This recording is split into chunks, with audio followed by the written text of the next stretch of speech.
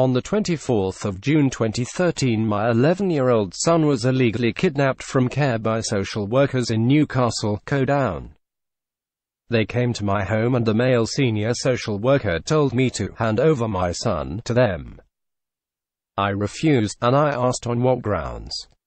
He said that he had an emergency protection order (EPO) for the court and I had to hand my child to them and be put in foster care until they finished their investigation. I refused this also. The police accompanied these two social workers who I had known. My son was in the bathroom with his sister, begging, pleading and crying hysterically to the social worker Thomas Werner not to take him away from his mummy. Thomas Werner ignored my son's plea, an evil man with a heart of stone. My story begins with being homeless in 2012. I was living in Downpatrick Hostel with my two sons and trying my best to get back to Newcastle before the summer term ended so my youngest could stay in his present primary school. I had 7 weeks to find a home and I was calling the housing executive every other day to see if they had an available property. My housing officer told me to go the social services because they can assist with a letter for me to stay. I needed accommodation ASAP, but I wasn't keen to ask them for help, but I was desperate and I went to Downpatrick Social Services and asked them for a letter to support me with housing executive so they would offer me accommodation. I was on the housing list with 195 points and I was entitled for assistance. At the social services, a social worker told me, "You're not on our system and your child isn't getting abused, so I'm sorry, we can't help you there." I was then advised by hostel staff to contact the Simon community as they can assist me. The lady I spoke to had made an appointment for me to visit in 2 days' time. The very next morning a social worker from the Downpatrick team called the hostel staff to whom give my number, thus resulting in the Downpatrick team personally contacting me directly and informed me she could help me, but I told her I didn't need her help as the Simon community were now going to help me. She told me to cancel them and social services would help, but I refused and informed that I wanted help from the Simon community instead.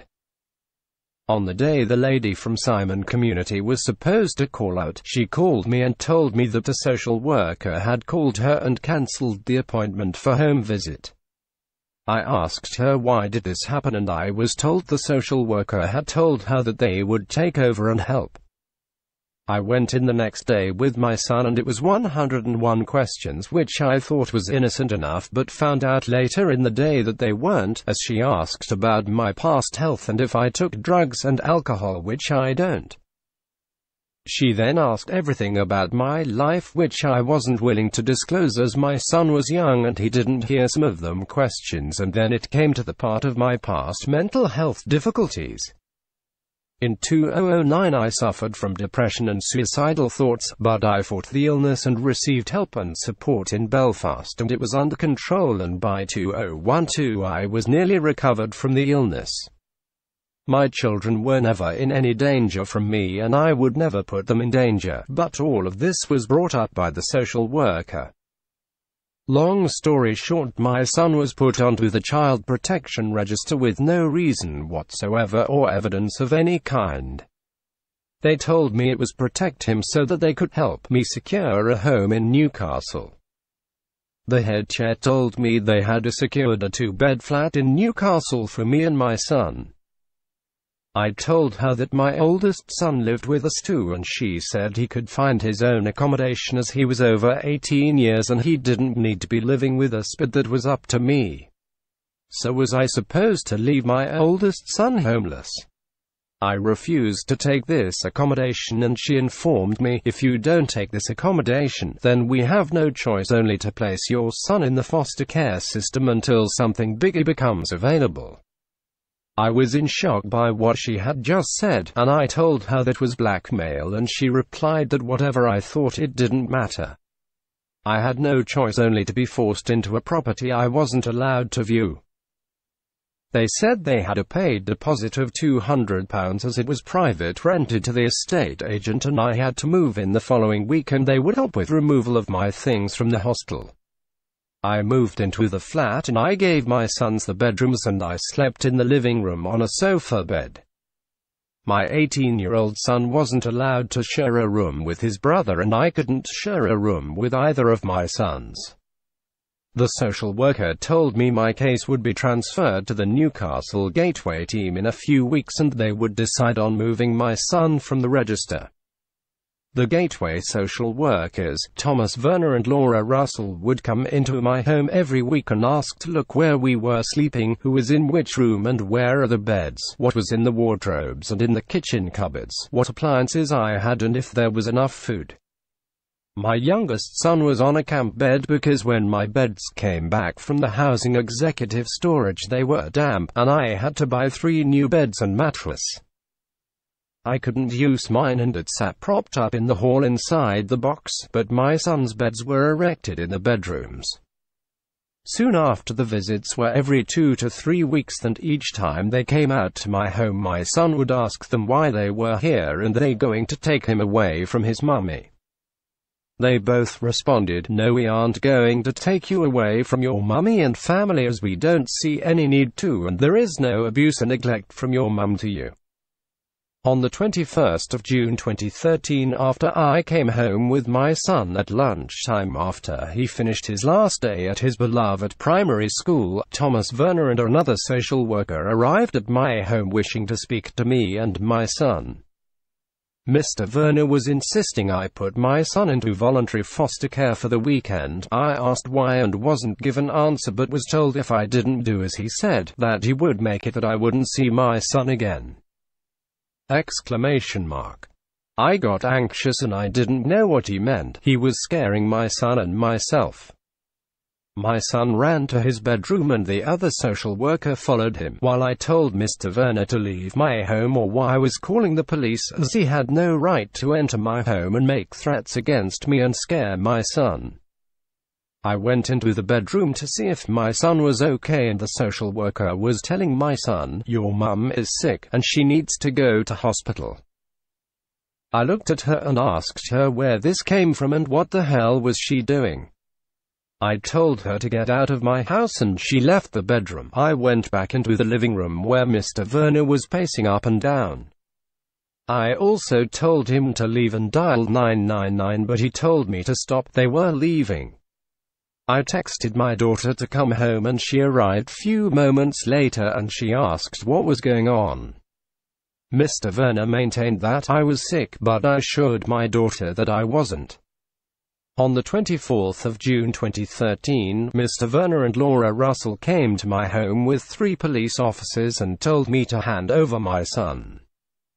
I refused and they hit me with a court order to remove my son and be put into foster care. I asked to see the order but they refused. I then asked the police officers to tell Mr. Werner to show me the order, in which they replied, "We can't force him to show you that." I then called a solicitor and she told me to do as they said. I refused once again as it was unlawful. My son screamed, begged and shouted at Mr. Werner to stop and not take him away. Mr. Werner ripped my son from my arms and left my home. They had taken my son illegally from my home and care.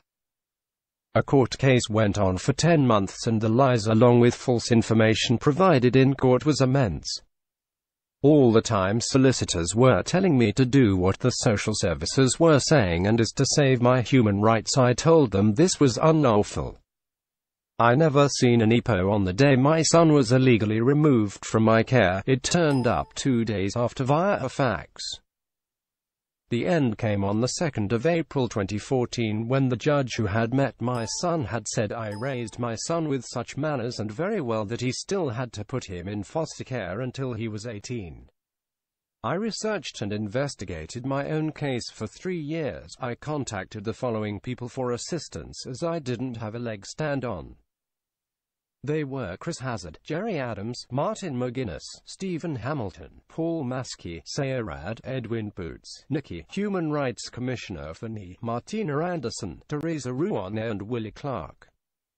Not one of them assisted me. Martin McGuinness replied and said he would meet me but never did.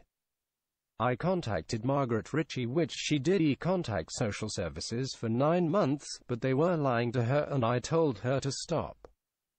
She was willing to come into court with me and tell the judge why my contacts with my son were being stopped and started by social services. I haven't seen my son in 4 months and his siblings haven't seen the brother in 7 months. The social worker has no respect and she stops contact whenever she feels like. Social services were stealing a lot of children from innocent parents for 8 weeks in Newcastle alone by Mr. Werner. This information came from a legal known source. After he kidnapped my son, he was moved on to the Downpatrick Gateway team, and I wonder why. This is a miscarriage of justice within itself when my son was illegally kidnapped from my care in 2013 with no court order. It is a miscarriage of justice even today, and these 3 social workers should be jailed for criminal activities. I have made many complaints, but nobody cares or listens. I have recently written to the Chief Justice Declan Morgan, Lady Hale of the English courts, and there is nothing they can do. I have requested a copy of file from the police for a record of events on the 24th of June 2013, and they have told me there is no recorded entry of event on the night they accompanied Thomas Werner and Laura Russell to my home. The PSNI are as guilty as the social workers in this case, and I will proceed to take this further into the media to highlight the injustice and to the European Courts of Human Rights.